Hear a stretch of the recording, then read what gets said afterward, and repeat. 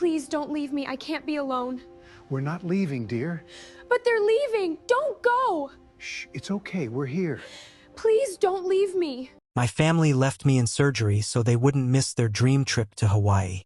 While I was being wheeled toward the operating room terrified and fighting back tears, they were already headed to the airport talking about beaches, ocean views, and sunset dinners. They thought I'd eventually forgive them. They thought time would make me forget. What they didn't know was that my grandfather saw everything. Every excuse, every text message, every selfish decision. And months later, he made sure the entire family saw it too. What happened at my parents' anniversary celebration changed our family forever. Before we dive deeper, let us know in the comments where you're watching from. We'd love to hear from you, and don't forget to hit that subscribe button so you never miss any of our upcoming videos. My name is Mara Quinn, and until that day, I still believed my family would be there when it mattered most. I had always been the dependable one, the responsible daughter, the one who solved her own problems and rarely asked anyone for help. So when doctors told me I needed a major surgery, I was scared. Not because I expected the worst, but because for the first time in my life I couldn't face something completely on my own. The procedure wasn't optional. There were risks involved. The doctors were optimistic, but they couldn't make promises. More than anything, I wanted my family beside me. My parents, Dale and Brenda Quinn, had been planning a dream vacation to Hawaii for almost a year. My younger brother, Ty, was going with them. The trip had become an obsession. Every dinner conversation somehow turned into Hawaii. The beaches, the resorts, the helicopter tours, the luxury restaurants. When my surgery date was finally scheduled, I assumed they would postpone the vacation. It never crossed my mind that they wouldn't. Family comes first. At least that's what I thought. A week before the operation, I sat down with them at the kitchen table. My hands were shaking. I explained how nervous I was. I told them there could be complications. I told them I was scared. Then I asked if they could delay the trip. For a moment, nobody said anything. Then Dad sighed. "You know how much money we'd lose?" Mom immediately nodded. "The flights and hotel packages are non-refundable." I stared at them, waiting for one of them to laugh and say they were joking. Nobody did. Then Ty rolled his eyes. "Mara, you'll only be in the hospital a few days." I couldn't believe what I was hearing. This wasn't a dentist appointment. This wasn't a routine checkup. This was surgery. I reminded them of that. I reminded them there were risks. I reminded them I was frightened. But nothing changed. "We'll call every day," Mom promised. "It'll be fine," Dad said. Looking back, that was the moment everything changed. Because for the first time in my life, I realized my family wasn't choosing between Hawaii and staying home. They were choosing between Hawaii and me. And they had already made their decision.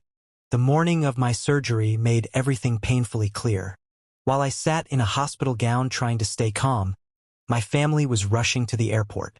My mother hugged me quickly. My father told me not to worry. Ty gave me a quick pat on the shoulder and said, "You'll be okay." Then they left. Just like that. I watched them walk out of the room. The door closed behind them.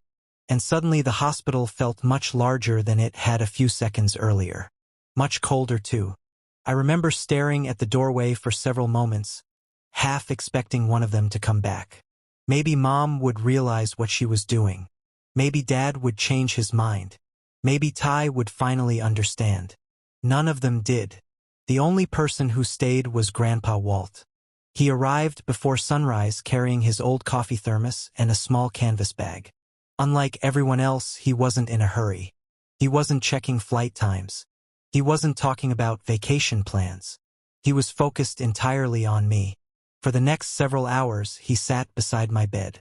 We talked about everything except surgery. He told stories from his childhood. Stories I'd heard a dozen times before. Normally, I would have teased him about repeating them. That morning, I was grateful for every word. Because as long as Grandpa was talking, I didn't have to think about where I was going. Or what might happen once I got there. Eventually, the nurses arrived. The moment I had been dreading was finally here. As they began wheeling my bed toward the operating room, Grandpa reached out and squeezed my hand. His eyes looked tired, but his voice was steady. "You're stronger than you think, Mara." I nodded, trying not to cry. As the operating room doors came into view, I looked around one last time. No Mom, no Dad, no Ty, just Grandpa, standing there alone, watching until I disappeared through the doors. And that was the last thing I saw before the anesthesia took over. The next thing I remember was pain. A deep, exhausting pain that seemed to exist everywhere at once. I slowly opened my eyes. The room was blurry. Machines beeped softly nearby. My throat felt like sandpaper. For a moment, I didn't know where I was. Then it all came rushing back.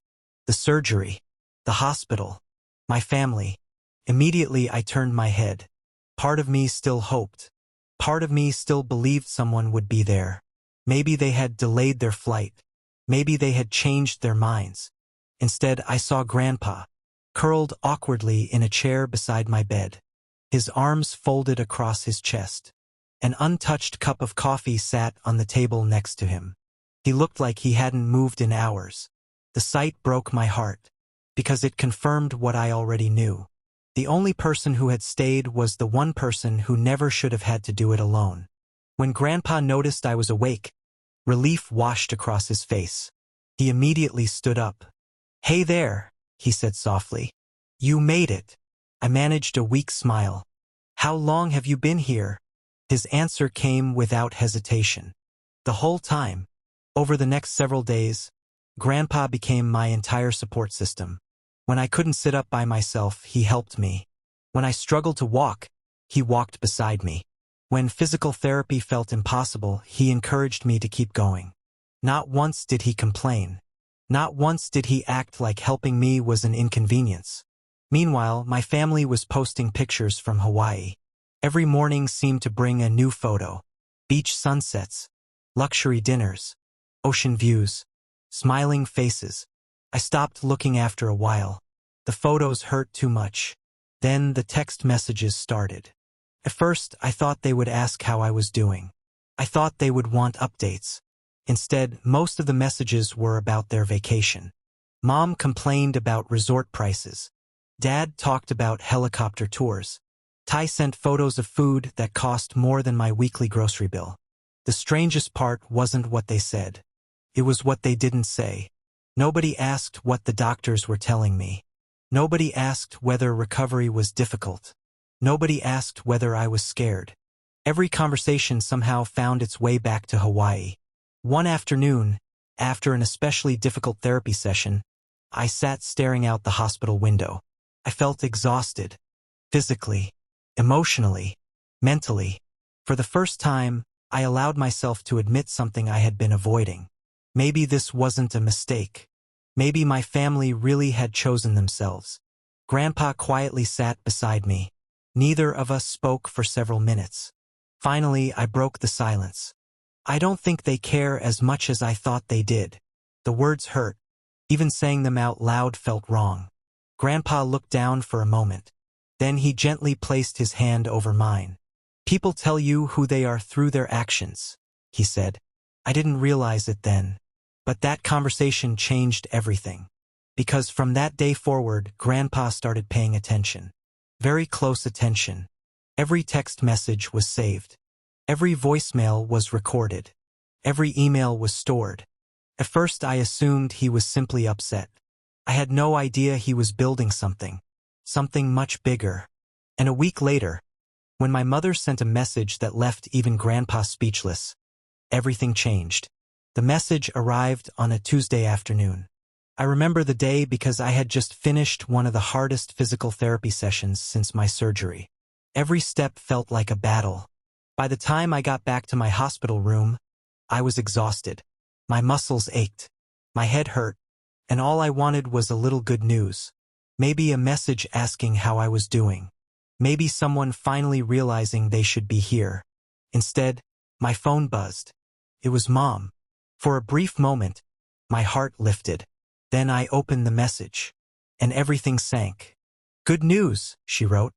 We found a discounted package and decided to stay in Hawaii an extra week. I stared at the screen, certain I had read it wrong. I read it again, then a third time. The words didn't change.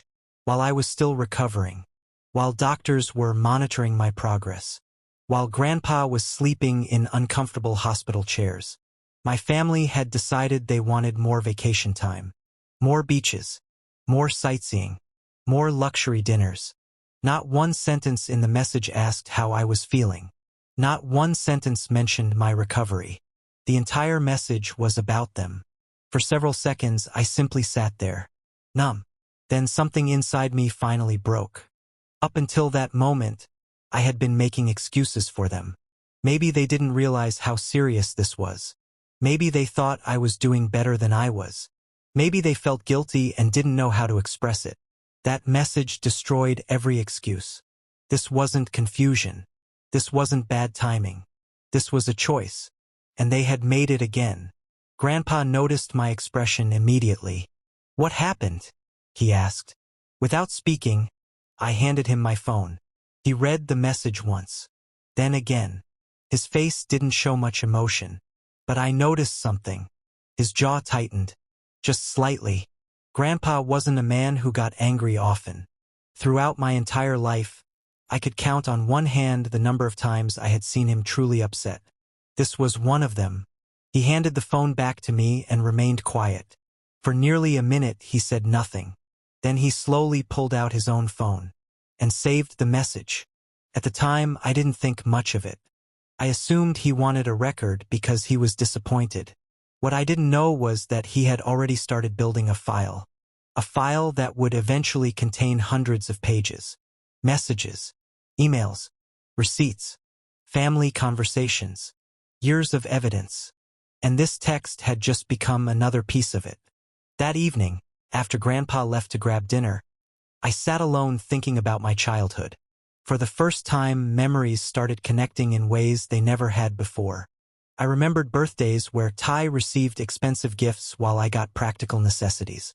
I remembered family vacations planned around his interests. I remembered school events where my accomplishments received a polite smile while his achievements became family celebrations. At the time, I had convinced myself it wasn't favoritism. Now I wasn't so sure. The surgery had done something unexpected.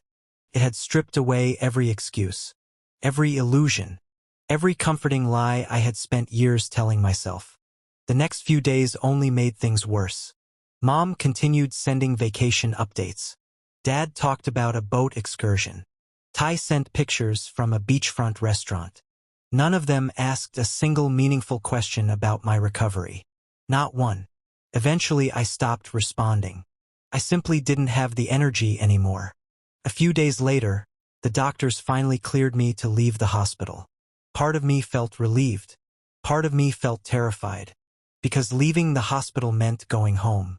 And going home meant facing a family that had already shown me exactly where I stood. Grandpa drove me home himself. The ride was mostly quiet. My body still hurt. Every bump in the road reminded me of the surgery. When we finally pulled into the driveway, I felt a strange mixture of sadness and disappointment. The house looked exactly the same, but somehow it no longer felt like home. As Grandpa helped me inside, he paused near the front door. Then he looked at me. "Mara." His voice was calm, steady, the same way it always was. Some people spend their whole lives pretending not to see the truth. I looked at him, confused. "What do you mean?" He was silent for a moment. Then he smiled sadly.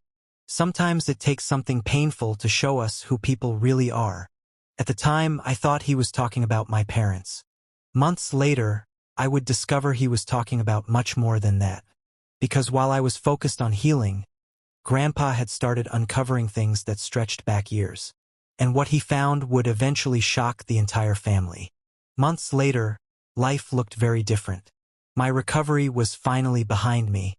I had returned to work, rebuilt my confidence, and stopped waiting for my family to become the people I wished they were. For years, I had chased their approval. After everything that happened, I stopped. And strangely, that was when I finally found peace. My parents continued trying to protect their reputation after Grandpa exposed the truth at their anniversary celebration. They called relatives. They offered explanations. They insisted everything had been misunderstood. But the damage had already been done. The problem wasn't what Grandpa said. The problem was that he had proof. The messages, the emails, the years of favoritism. The evidence spoke for itself. For the first time, people saw what had really been happening. Ty also faced consequences. The family no longer viewed him as the innocent favorite child. Many relatives began holding him accountable for behavior they had overlooked for years. Some became distant. Others openly criticized him. For the first time in his life, he couldn't hide behind excuses. As for me, I stopped focusing on what I had lost and started focusing on what I still had. I strengthened friendships. I invested in my career. I surrounded myself with people who genuinely cared about me. People who showed up. People who stayed. Through it all, Grandpa Walt remained by my side. He never celebrated exposing anyone. He never acted proud of what happened. As far as he was concerned, he had simply done what was right. He had made sure the truth was heard. One evening, many months later, we sat together on his porch watching the sun disappear beyond the trees. The air was cool. The world was quiet. For a while, neither of us said much.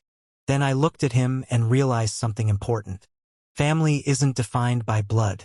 It isn't defined by shared last names, holidays, or appearances. Family is the person who stays when everyone else leaves. The person who sits beside your hospital bed. The person who helps you stand when you're at your weakest. The person who chooses you when others don't. When I needed someone most, only one member of my family stayed. And in the end, that taught me everything I needed to know about what family truly means. If you've ever been treated like an afterthought by the people who should have cared most, let us know in the comments. We'd love to hear your story. And if you enjoyed this video, don't forget to like, subscribe, and turn on notifications so you never miss another story. Thanks for watching, and we'll see you in the next one.